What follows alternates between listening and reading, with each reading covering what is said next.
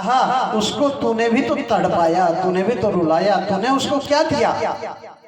तूने उसको दुख के सिवा कुछ भी नहीं दिया। आप चाहे बहुत प्रेम भी करते हो तो जिस दिन बिछड़ोगे उस दिन प्रेम के कारण दुख होगा।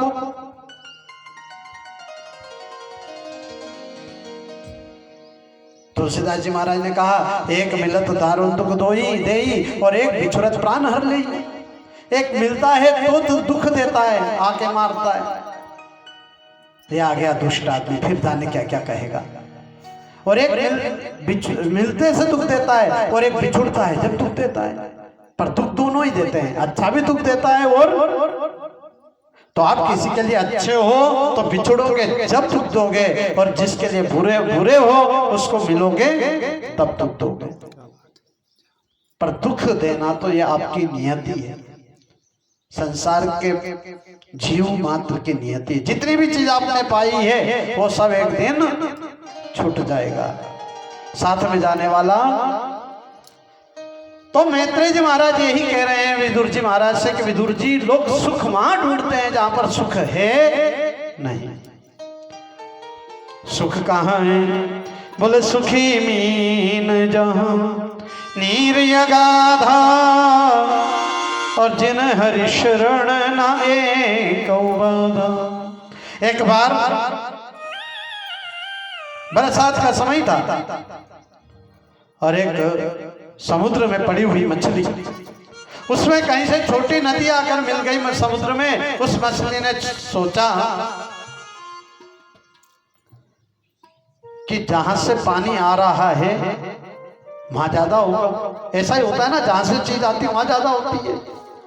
तो इस समुद्र में जहां से पानी आ रहा है वहां ज्यादा होगा, और समुद्र का पानी खारा है, तो जहां से आ रहा है इसका पानी मीठा है, तो वो नदी में चली गई।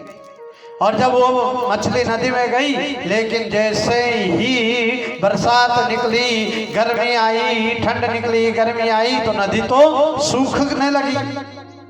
तो अगली बरसात में नदी में जो नाला आ रहा था, मछली ने विचार किया इस नाले में ज्यादा पानी होगा तभी तो इस नदी में आ रहा है, और वो नाले में चली गई। और अगली गर्मी जब आई तो नाला तो सूख गया और मछली तड़प तड़प कर मर गई। ऐसे ही हम सब जीव हैं, उस परमात्मा के ईश्वर अंश, जीव अविनाशी।